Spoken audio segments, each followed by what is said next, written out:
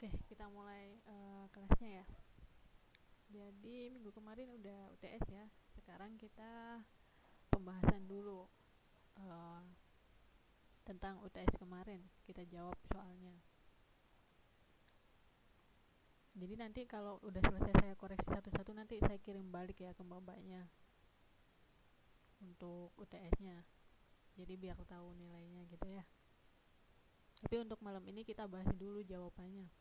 Ini kira-kira kelihatan jelas nggak di layar?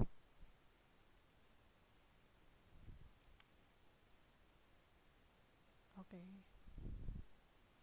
Kalau misal kurang jelas atau kurang gede, ngomong ke saya ya biar nanti saya yang gedein gitu.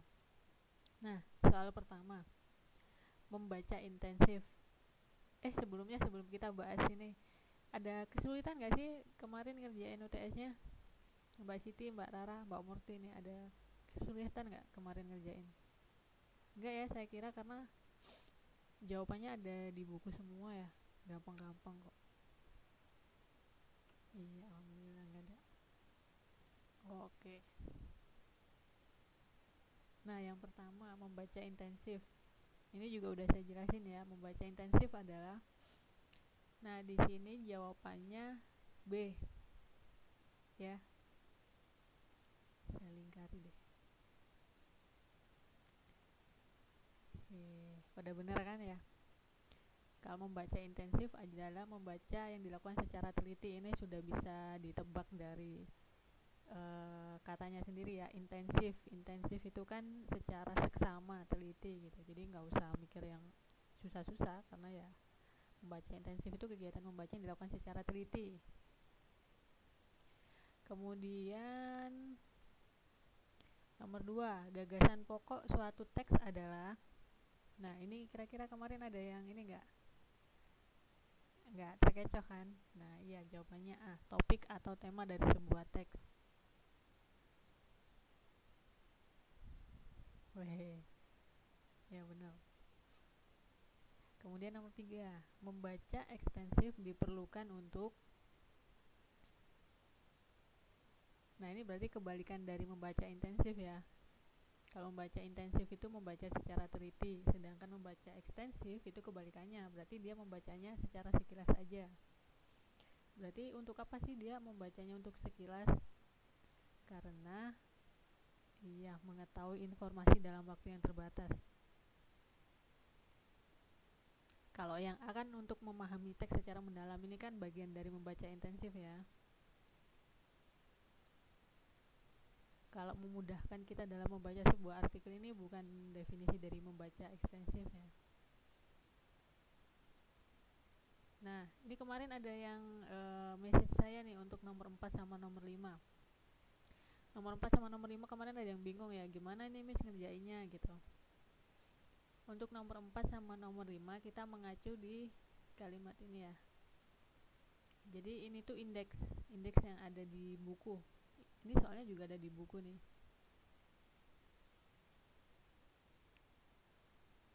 Nah, ada kabar baiknya juga masalah nomor 4. Nomor 4 ini sebenarnya bonus. Jadi apapun jawabannya saya benerin. Loh Miss kok kayak gitu? Sebenarnya semua jawaban A, B, C ini salah semua. Sebenarnya jawabannya ada di D, cuman saya nggak saya ikutin ke sini, saya lupa. Jadi kan di sini ya, tapi bapaknya jawab semua ya. Ini nih. Di sini kan pernyataan yang iya, tapi kan di sini soalnya nih dibaca baik-baik ya. Pernyataan yang tidak benar berdasarkan indeks di atas, berarti yang tidak benar, yang tidak disebutin. Oh, oh iya ya, bener ya.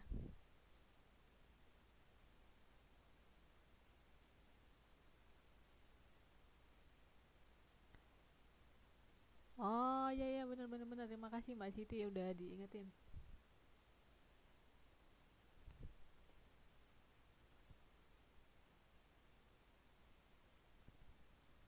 Berarti jawabannya C ya.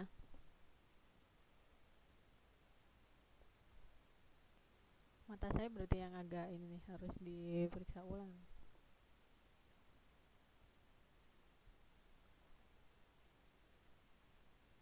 ini kan tidak benar ya. Berarti jawabannya C. Karena kata ulang di sini 211 ya, sedangkan di sini 221. Yap. Oke. Kemudian nomor 5A ya, udah jelas nih. Pada halaman 22 kita dapat mempelajari tentang nih, bahasa resmi. Oke, berarti nggak ada masalah ya untuk yang pilihan ganda 1-5. Waalaikumsalam Mbak Anissa.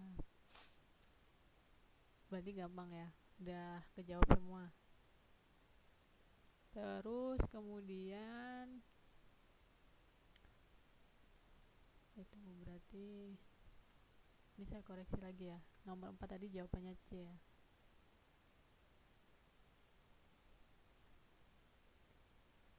Oke.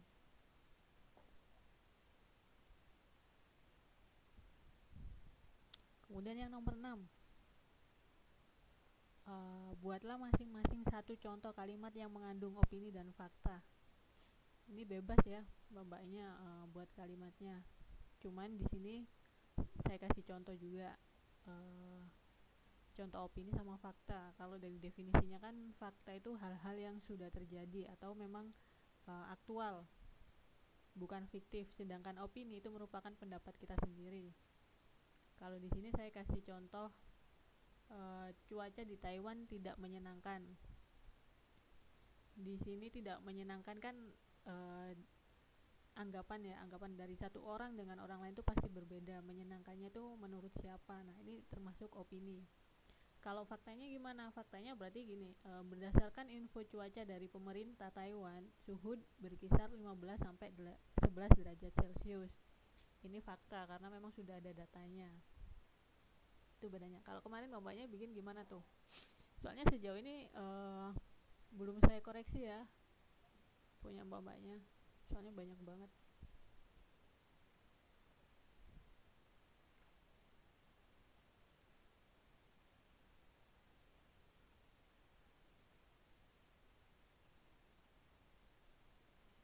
Nah itu, tapi kira-kira ada kesulitan nggak membedakan opini sama fakta?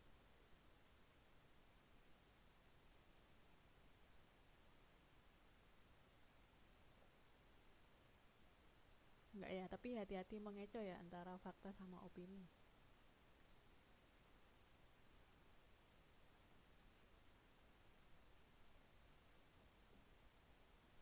Terus kemudian nomor 7.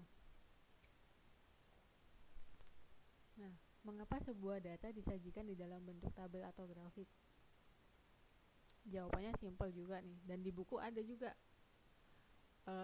Sebenarnya jawaban dari UTS yang saya berikan ini di buku ada semua ya, karena saya bikin soalnya juga berdasarkan buku sama yang saya terangin. Jadi kenapa sih data itu disajikan melalui tabel atau grafik? Jawabannya sebenarnya sederhana, yaitu untuk memudahkan dalam memahami atau membaca datanya. Ini juga ada di buku ya jawabannya. Atau bisa dijawab juga, membuat penyajian data lebih sederhana. Atau apa aja, yang penting intinya sama boleh.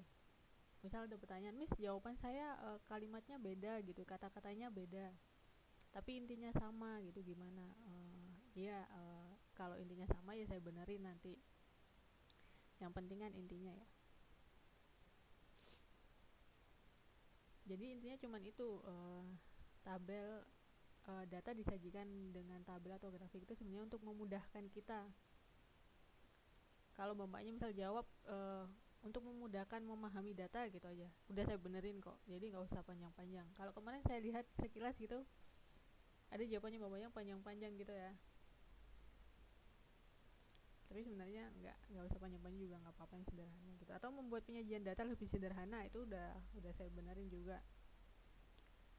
Loh Mas kok kayak gitu, kenapa? Iya dong, karena contohnya aja kayak gini. Misal nih ada data-data statistik gitu tentang kependudukan, terus dia diceritakan berdasarkan apa, diceritakan melalui kayak paragraf gitu, kayak cerita. Males juga kan ya kita bacanya ya. Panjang jawabannya. Iya Mbak Rara, kemarin juga saya baca sekilas, punya bawahnya juga panjang-panjang gitu, padahal sebenarnya enggak. Untuk pelajaran saya gitu ya, nggak apa untuk tugas selanjutnya atau UAS nanti, saya nggak butuh jawaban yang panjang-panjang kok, jawaban yang simpel aja asal intinya bener nanti saya benerin. Loh Miss kok kayak gitu ya?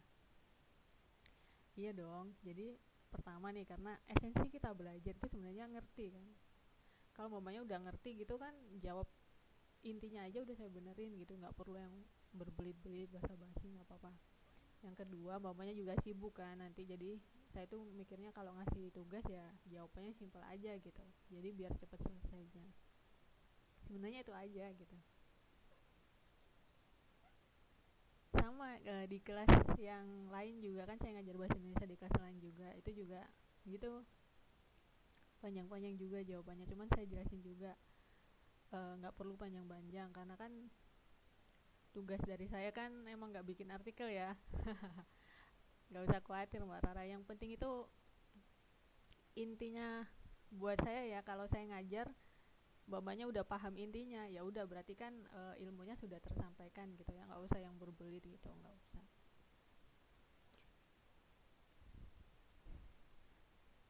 Terus kalau yang simple bisa, kenapa panjang-panjang ya, lebih praktis juga gitu, mbaknya kan sibuk tuh.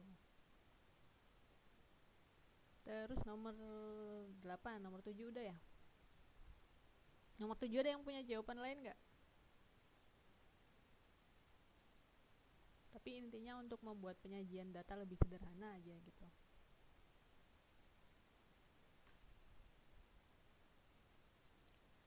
Terus atau mungkin ada jawaban yang kayak gini, untuk membuat data lebih menarik dibacanya gitu, boleh. Terus nomor 8, jelaskan pentingnya memahami gagasan pokok dari sebuah teks atau artikel. Iya, lebih jelas juga boleh. Nomor 8 ya, jelaskan pentingnya memahami gagasan pokok dari sebuah teks atau artikel. Intinya karena di sini ya saya jawabannya ya, karena dari sebuah gagasan utama kita bisa mengetahui inti dari wacana atau artikel tersebut. Itu jawabannya. Sebenarnya balik lagi ke soal nomor 2, karena gagasan utama itu kan topiknya atau tema utama dari sebuah artikel kan ya. Nah itu kenapa kita harus mengetahui sebuah gagasan dari artikel yang kita baca. Pentingnya di mana? Kalau kita nggak tahu gagasan utamanya, ya percuma aja kita baca juga nggak bakal ngerti ya intinya apa, karena sebenarnya inti dari bacaan itu ada di gagasan pokok atau gagasan utamanya. Itu. Terus kemudian nomor 9, jelaskan jenis-jenis dari membaca intensif. Ini kalau di modul nggak ada ya, nggak begitu ada, cuman ada definisinya aja kalau nggak salah. Ini udah saya jelasin di materi pertemuan keberapa ya, udah saya bikinin, saya bikinin catatan, saya bikinin diagram kalau nggak salah ya. Jadi iya, membaca intensif tadi kan ada di nomor 1, dia tuh membaca teliti. Terus ada jenis-jenisnya membaca intensif itu. Nah ini membaca intensif itu jenisnya ada 2 sebenarnya, yaitu membaca telaah isi sama membaca telaah bahasa. Kalau mbaknya jawab cuman 2 jenis aja nggak apa-apa, saya benerin, saya kasih nilai. Kalau lebih dijelasin lagi ya saya tambahin lagi nilainya gitu. Jadi membaca intensif itu ada 2 jenis, membaca intensif untuk menelaah isinya, untuk memahami isinya, dan membaca intensif untuk menelaah bahasanya atau memahami gaya bahasanya. Yang pertama ini udah sering kita lakukan ya semua, yang jarang ini malah yang kedua, yang untuk mentelaah bahasa. Jadi kalau yang pertama ini membaca intensif untuk mengetahui atau memahami isi bukunya. Misalnya mbak-mbaknya lagi belajar bahasa Indonesia aja gitu kan ya, belajar modulnya, baca modulnya, biasanya kan dibaca berulang-ulang untuk memahami. Atau yang susah apa ya, matematika kali ya yang susah ya, Nah, untuk memahami misal lagi belajar apa gitu, babnya misal persamaan linear, pasti kan bapaknya kadang kalau membaca sekali kurang paham diulangin lagi sampai paham. Nah, itu yang dinamakan membaca intensif, yaitu membaca teliti untuk memahami isi. Itu jenis yang pertama. Sedangkan jenis yang kedua ini yaitu untuk menelaah bahasanya. Ini sebenarnya jarang ya kalau kita lakukan. Saya aja jarang, karena apa? Biasanya kalau untuk menelaah bahasa ini lebih spesifik untuk kegiatan akademik. Karena yang ditelaah atau yang dipahami itu merupakan gaya bahasanya, gaya penulisannya. Bukan cuma isinya aja, isinya juga dipahami, cuman yang lebih difokuskan itu tentang gaya bahasanya. Contohnya biasanya ya kalau mamanya suka baca novel atau buku, antara satu penulis dengan penulis yang lain itu pasti gaya bahasanya itu berbeda. Nah, di sini yang dimaksud dari jenis yang kedua itu yaitu membaca menelaah bahasa untuk mengetahui perbedaan gaya bahasanya itu di mana gitu. Tuh. Terus kalau misal mau dijelasin lebih dalam lagi boleh. Membaca telaah isi itu nanti dibagi lagi menjadi 4. Membaca teliti, membaca pemahaman, membaca kritis, membaca ide. Kemudian yang membaca telaah bahasa nanti dibedakan lagi menjadi 2, yaitu membaca bahasa asing dan membaca bahasa sastra. Itu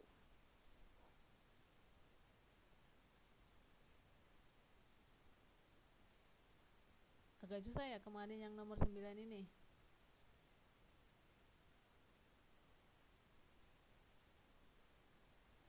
Kalau nggak salah ini saya bikinin catatan kok di kelas ini, terus malah saya kasih waktu ini screenshot aja kalau bapaknya males bikin catatan gitu. Yang pertemuan kapan ya yang saya gagal upload modul itu loh, kalau nggak salah.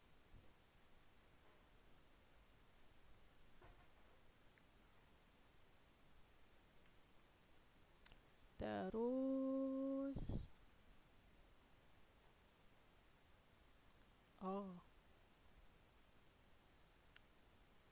jawaban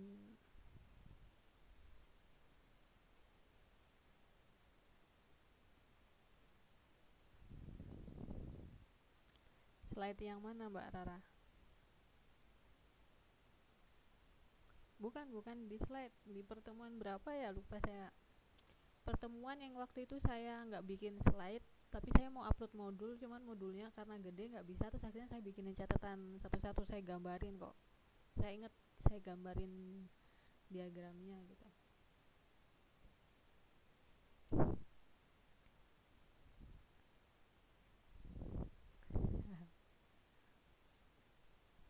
Udah ya, kita lanjut ke nomor 10 ya.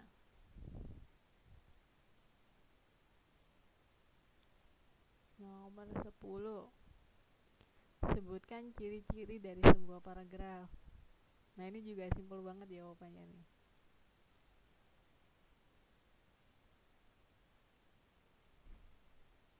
Ini juga ada di modul. Jadi sebenarnya ciri-ciri dari paragraf itu jawab paragraf, ciri-ciri dari paragraf yaitu paragraf terdiri dari gagasan utama dan gagasan pendukung. Udah bener. Udah gitu doang. Cuman kalau mau kayak di modul kan dijelasin ya. Paragraf yang baik adalah paragraf yang memiliki satu gagasan utama dan beberapa gagasan pendukung. Tapi yang saya minta di sini kan ciri-ciri paragraf aja, bukan paragraf yang baik. Jadi kalau ciri-ciri paragraf aja dia memiliki gagasan utama dan gagasan pendukung, udah selesai. Kalau mau ditambahin sama bapaknya, dulu kan saya kalau yang saya jelasin itu ciri-ciri paragraf biasanya dia di awal kalimat ditulis menjorok ke dalam atau dikasih nomor 1, 2, 3, 4, 5, itu boleh dijelasin kayak gitu, boleh. Cuman kalau dijawab ciri-ciri paragraf yaitu memiliki gagasan utama dan gagasan pendukung, udah saya benerin. Tapi kalau mau dijelasin yang lebih jauh juga nanti saya kasih nilai tambahan.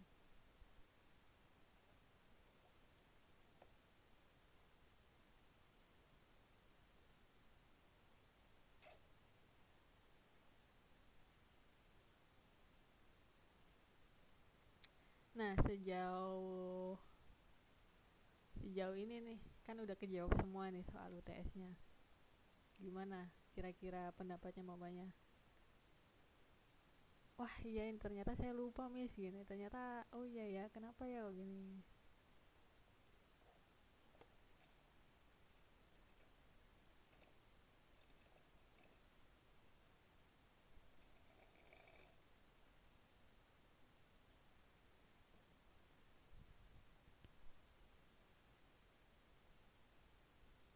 Tapi nggak susah kan? Iya karena sibuk. Nah itu kenapa kan saya iya Mbak Rara tadi kan saya bilang ya, buat pelajaran saya jawabannya simpel-simpel aja, nggak apa-apa, nggak usah yang panjang-panjang, karena sebenarnya esensi kita belajar itu kan kita paham tentang intinya kan. Nanti bagaimana cara kita tentang apa ya, mengembangkannya kan tinggal kita bagaimana pintar-pintar mengembangkan kalimatnya aja. Tapi kalau intinya sudah kena, sudah bawanya dapet, ya udah berarti kan udah benar gitu. Jadi nggak usah riwah yang mikir yang complicated gitu ya. Nah itu terus, weh keren nih Mbak Siti Nurani dapat 100, amin.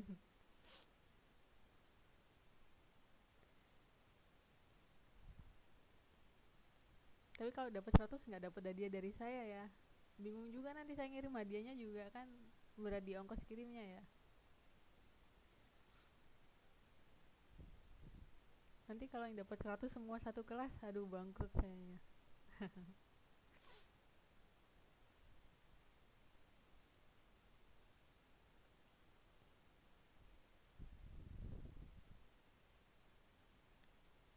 Terus karena nggak ada masalah tentang UTS jawabannya, kita lanjut ke materi berikutnya ya. Oh iya, sebelum saya lanjut ke materi berikutnya, jadi untuk pertemuan minggu depan ini saya minggu depan nggak bisa ngajar, jadi nanti saya dobelin di minggu depannya lagi. Jadi minggu depannya lagi kita 2 kali pertemuan 2 jam. Gimana tuh? Keberatan nggak?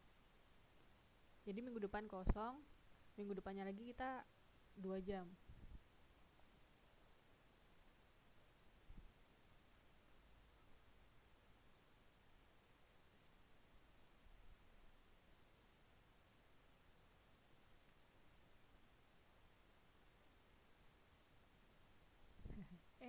Gimana nih?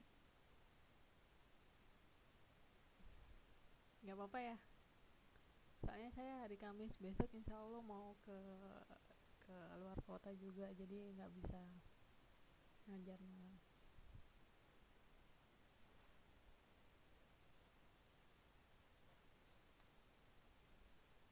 Oke, lanjut ya. Ini ke materi berikutnya. Nah, materi berikutnya ini mengenai menulis surat pembaca tentang lingkungan sekitar. Tadi ada yang tanya, ini halaman berapa ya Miss di modul? Weh, ini di modul ya kalau nggak salah halaman 46 ya. Ya, tadi udah saya ini. Jadi menulis surat pembaca. Surat pembaca ini biasanya ada di koran-koran ya. Kalau mamanya suka baca koran, dia ada di rubrik tentang surat pembaca. Biasanya surat pembaca ini tentang tanggapan orang-orang atau keluhan atau pendapat juga bisa. Kalau di modul ini kita spesifik ya mengenai lingkungan sekitar. Nah, di sini di modul juga disebutin. Pada umumnya di surat kabar ini ada rubrik surat kabar. Rubrik ini bagian dari koran atau berita. Biasanya yang berbentuk seperti kolom-kolom ya kalau mbak-mbaknya lihat di koran itu. Nah, rubrik itu berisi tentang keluhan, kritik, dan saran dari pembaca kepada pihak-pihak tertentu. Ini seperti yang saya sampaikan tadi. Terus kemudian surat pembaca biasanya berisi waktu kejadian, tempat atau lokasi kejadian, kronologis kejadian, kritik atau saran pada pihak tertentu, serta identitas dan alamat penulis surat. Loh, pentingnya di mana nih kadang identitas? Biasanya ini identitas ini penting karena apa ya? Kalau di media-media sekarang ya, yang saya maksud bukan media koran, tapi kayak media sosial di internet itu kan banyak orang yang kayak nulis status tentang keluhan terhadap orang lain tapi identitasnya nggak ada. Nah di sini tuh pentingnya di sini kalau di surat pembaca dia ngasih identitas karena untuk biar jelas, biar dia tuh nggak hanya kayak cari sensasi aja tapi memang benar mengalami kejadian itu atau memang memberi kritik atau saran yang baik. Itu kalau di koran ya. Tapi kalau di media internet itu lebih bebas lagi ya. Mungkin ini fenomena yang akhir-akhir ini banyak banget terjadi ya, kalau mbak-mbaknya perhatiin nih. Kan mbak-mbaknya juga eksis banget nih ya di dunia per media sosialan kalau nggak salah nih. Dia kan eksis banget di Facebook nih. Terus di sini ada contohnya ya, tentang surat pembaca di koran. Sebelumnya kira-kira mbak-mbaknya pernah lihat nggak sih, lihat langsung tentang surat pembaca di koran nih, atau nggak tahu kira-kira itu bagian mana ya Miss gitu?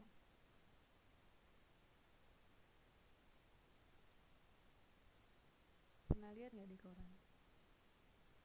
Atau jangan koran Taiwan ya, karena memang saya juga nggak tahu kalau di koran Taiwan tulisannya juga udah keriting-keriting.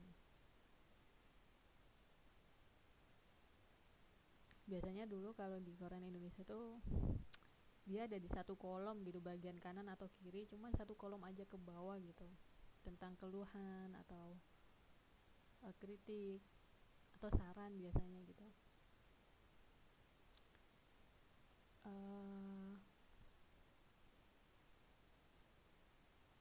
Oh ya, sebelum masuk ke contoh nih ya, kita bahas dulu tentang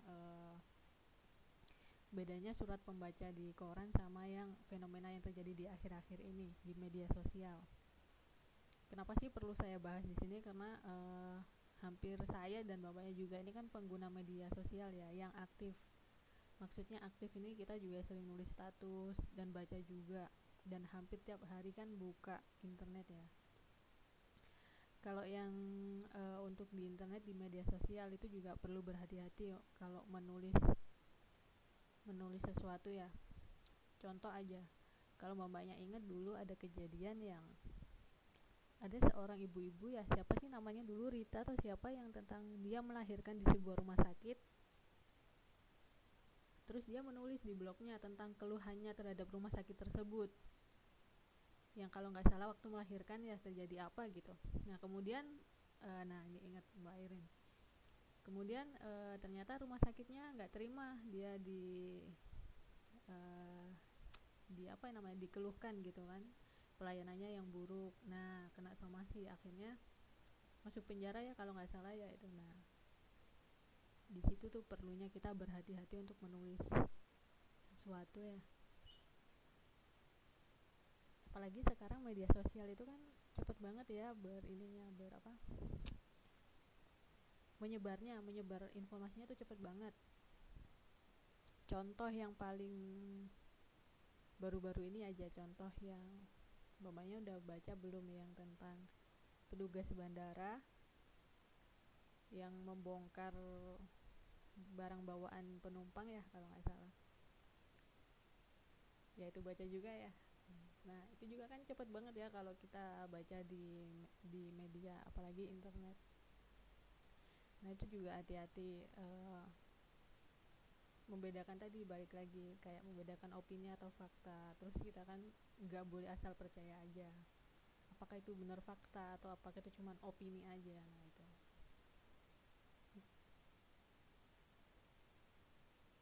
Nah sebenarnya yang kayak berita yang kemarin-kemarin itu yang kayak yang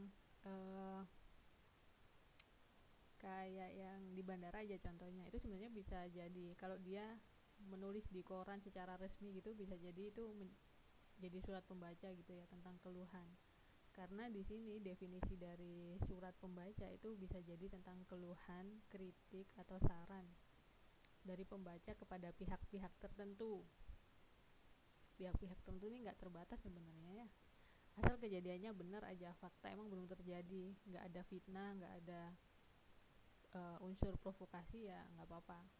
Tapi ya itu tadi, balik lagi, perlu berhati-hati karena nanti kan kita juga harus mikirin resikonya ke kita ya.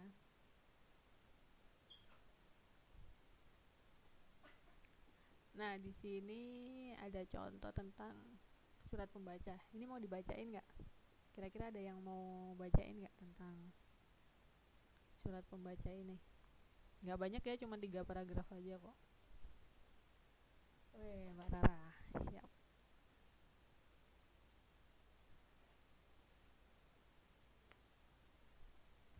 Halo Mbak Rara. Iya.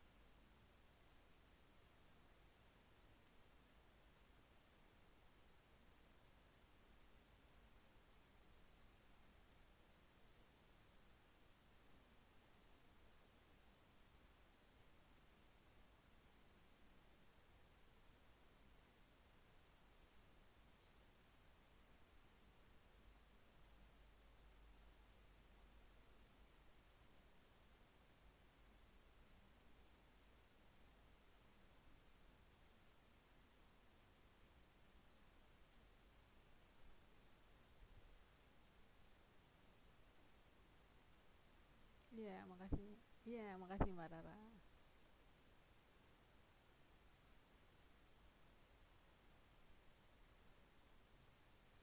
Tadi yang lain denger ya.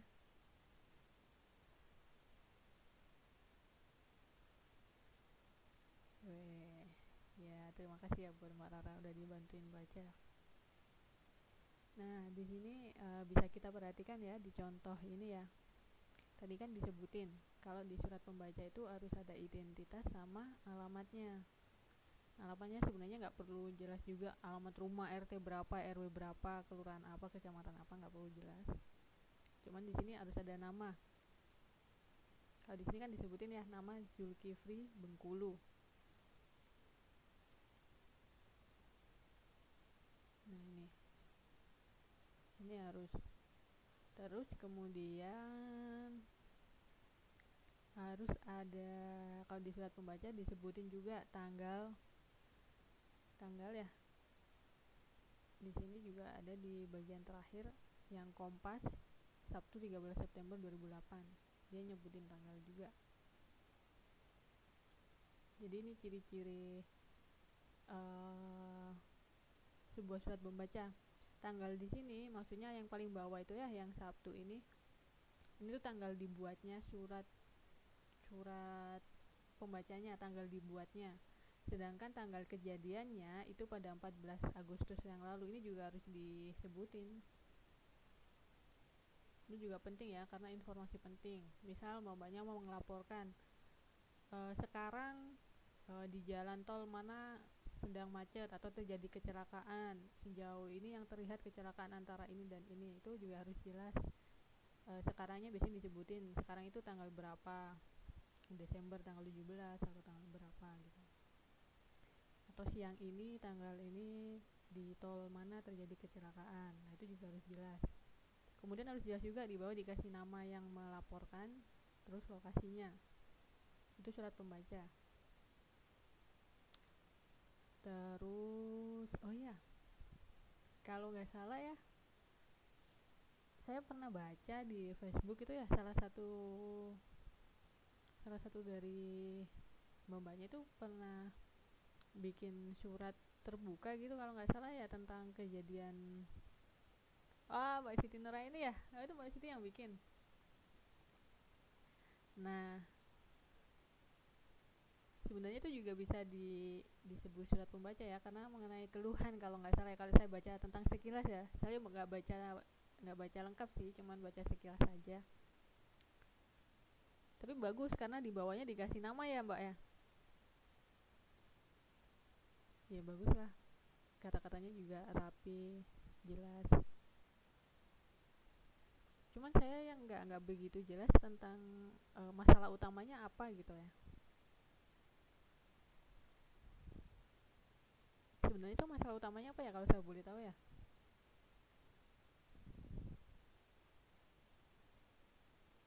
Kalau saya baca kan tentang keluhannya mbak-mbaknya yang dirasain Mbak Siti ya dan teman-teman kayaknya tidak menepati janji gitu ya, atau datangnya telat.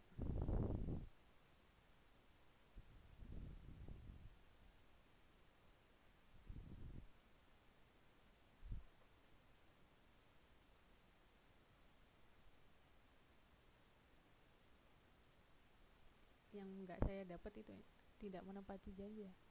Oh nggak datang sama sekali. Waktu nggak datang sama sekali itu ada pemberitahuan nggak? Pemberitahuan nggak datang gitu. Terus kenapanya? Kayaknya nggak ada ya sampai mamanya kesel gitu.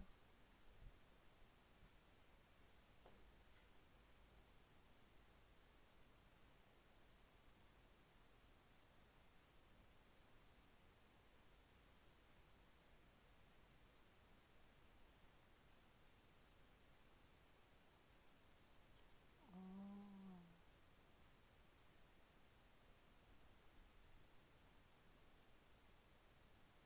Hmm. Nah iya tuh, itu tuh kemarin juga waktu saya baca itu agak kurang kurang kurang begitu paham tentang inti masalahnya ya. Kalau kalau merasa seperti anak di kalau ada yang merasa seperti di anak tiri kan berarti maksudnya ini orang-orang dari Kemendikbud memilih pergi ke tempat lain gitu ya. Gitu nggak sih?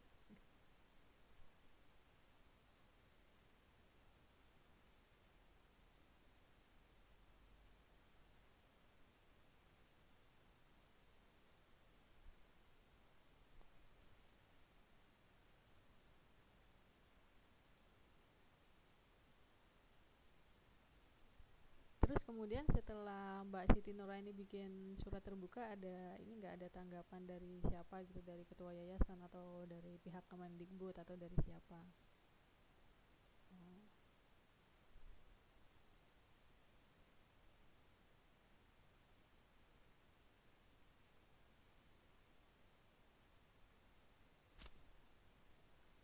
Oh, kurang jelas suara saya. Oke, saya ulangin ya. Setelah kemarin Mbak Siti bikin surat surat terbuka gitu, ada tanggapan nggak dari pihak Kemendikbud atau mungkin dari pihak yayasan atau dari panitianya? Ada tanggapan. Oh,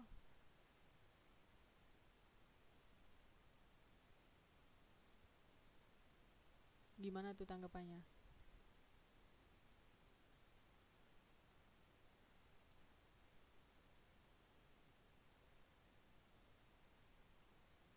Memuaskan nggak tanggapannya?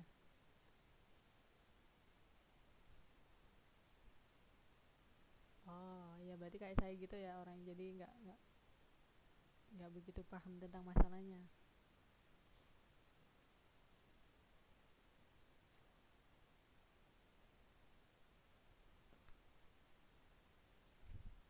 Ya bagus lah, berarti kan ada tanggapan ya, ada tanggapan dari pihak yang dikeluhkan.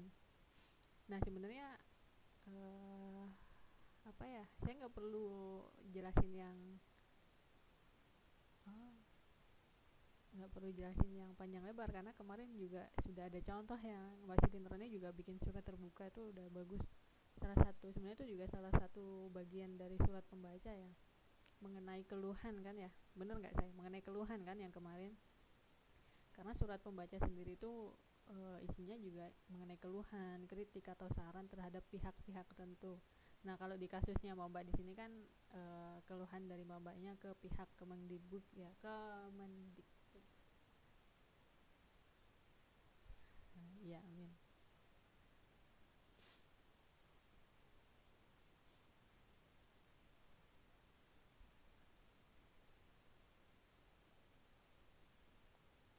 Ya, berarti kan at least berarti ada tanggapan itu, berarti kan ada etikat baik dari bapak-bapak yang Kemendikbudnya, tidak membiarkan babanya, maksudnya at least itu diperhatikan, ditanggapi gitu tentang kejadian yang kemarin. Bagus-bagus lagi atau apa ya, lebih baik lagi kalau ditindaklanjuti ya, misal kedepannya gimana gitu, lebih terorganisir atau lebih koordinasinya lebih bagus lagi, mungkin jadi bisa lebih baik lah, nggak ada yang dikecewakan intinya. Oke, kalau gitu kita lanjut ke berikutnya karena kita waktunya tinggal 10 menitan lagi ya. Nah, sebenarnya ini tuh pertanyaan-pertanyaan dari yang tadi sih, rubrik siapakah yang mengirimkan surat pembaca itu, yang tadi dibacain udah jelas ya, tadi namanya Zulkifli. Suaranya jauh ya.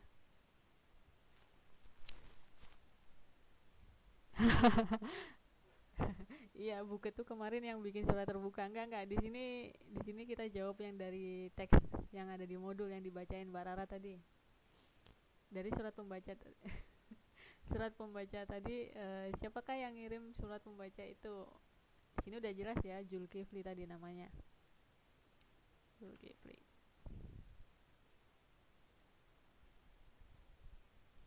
Kalau yang surat terbuka kemarin Mbak Siti. Terus kemudian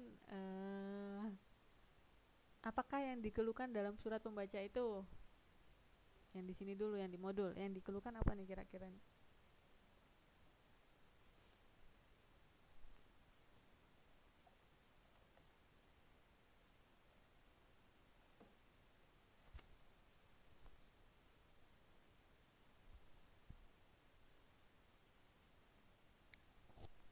Iya, banyaknya barang bekas ya. Banyaknya barang bekas ini mengganggu warga ya, dan sudah berlangsung lama, itu keluhannya. Kalau Mbak Siti kemarin keluhannya karena nggak menepati janji pihak Kemendikbudnya ya. Terus iya sih, kebanyakan surat pembaca itu mengenai keluhan, tapi ya nggak terbatas sama keluhan aja, biasanya juga ada kritik atau saran gitu. Tadi kan juga ada saran ya di terakhir-terakhir. Terus yang ketiga, apakah penyebab keluhan itu?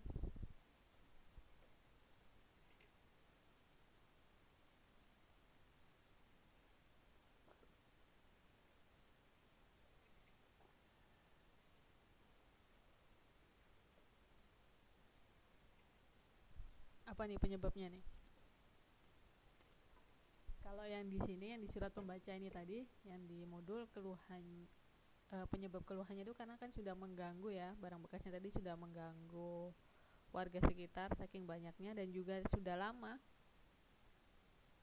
Selain itu tidak ada tanggapan dari siapa tadi? Dari lurah setempat. Nah, itu kenapa sampai timbul keluhan. Itu yang dari modul. Kemudian yang keempat, di mana kalau lokasi kejadian itu? Di sini dijelasin di kota Lubuk Linggau, Sumatera Selatan, Bengkulu ya. Di Jalan Batur tempat lokasinya.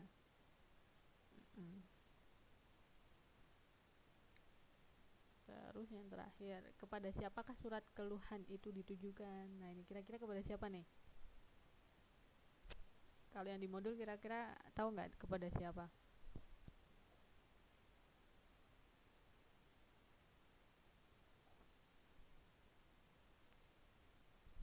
Yep. Wali kota atau pihak yang berwenang ya, wali kota dan pihak-pihak yang berwenang. Udah kejawab semua. Oh ya, pentingnya itu. Selain itu yang mau saya jelasin lagi ya, pentingnya untuk membuat surat pembaca atau surat terbuka atau apapun itu, sebenarnya di harus disebutin tentang keluhannya itu kenapa sih, keluhannya itu tentang apa, itu juga harus disebutin. Kayak yang tadi, makanya kenapa saya tanya Mbak Siti Nuraini ya, karena waktu saya baca juga nggak begitu paham masalahnya ini apa sih sebenarnya kok kayak gitu. Cuman saya tahu itu keluhan karena dari bahasanya kan banyak apa ya, keluhan gitu. Cuman nggak begitu dapat intinya aja gitu.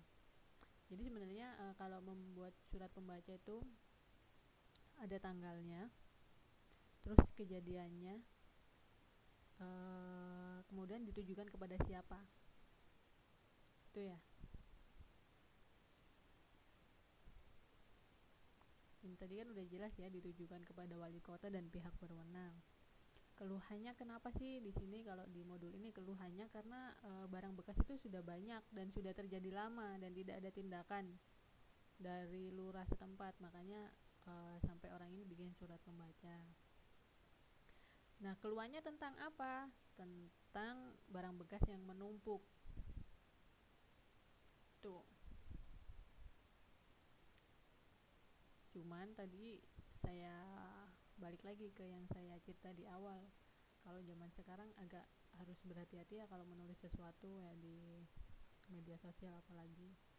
Karena banyak kejadian yang malah pelapor nih yang dijadikan, malah korban yang dijadikan, yang dilaporkan ke polisi atau gimana. Itu kan kita juga harus berhati-hati ya, harus mikirin resiko kesananya juga.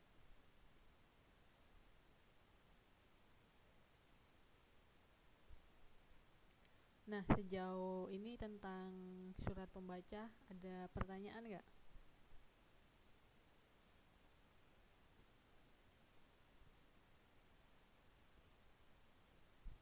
Nggak ada ya.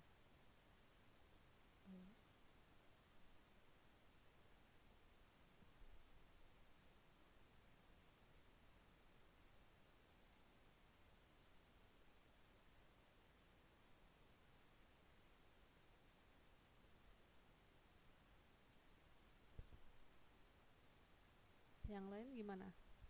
Selain Mbak Siti, selain Mbak Airin. Kalau Mbak Siti mah nggak ada ya kayaknya Mbak ya. Kemarin udah bikin bagus gitu. Bahasanya juga yang menurut saya bagus banget. Bagus sih bahasanya, udah yang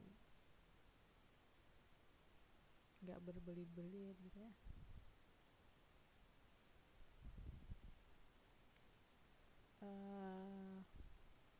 Oh ya, satu lagi, kenapa sih saya kan nggak mau jawaban yang berbelit-belit ya kalau waktu UTS atau UAS, karena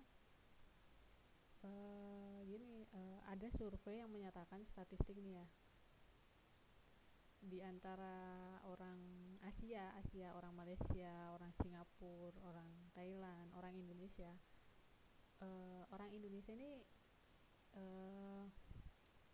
apa ya, orang Indonesia ini kemampuan untuk menulisnya paling rendah di antara negara-negara Asia yang lain.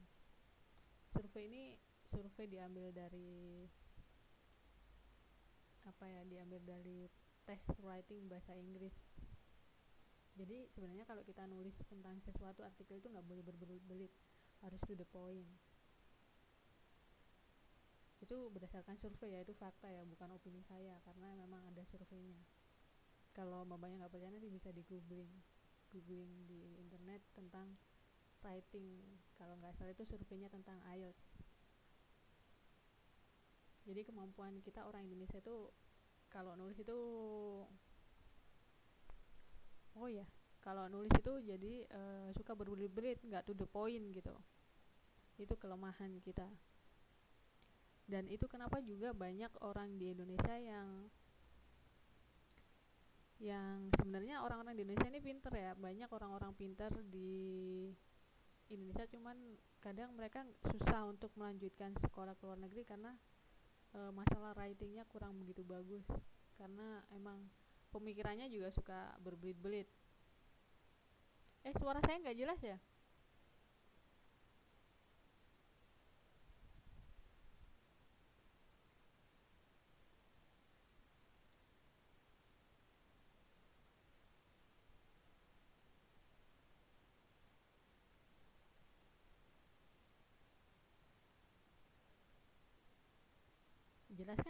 dari tadi saya ngomong nggak jelas?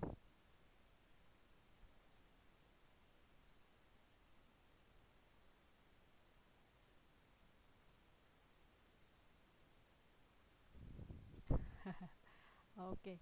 Nah, eh, kalau nggak ada pertanyaan lagi, untuk malam ini materinya cukup sampai di sini dulu ya, tentang menulis surat pembaca. Tadi tentang definisinya, apa aja sih komponen-komponen yang harus diperhatikan di dalam menulis surat pembaca.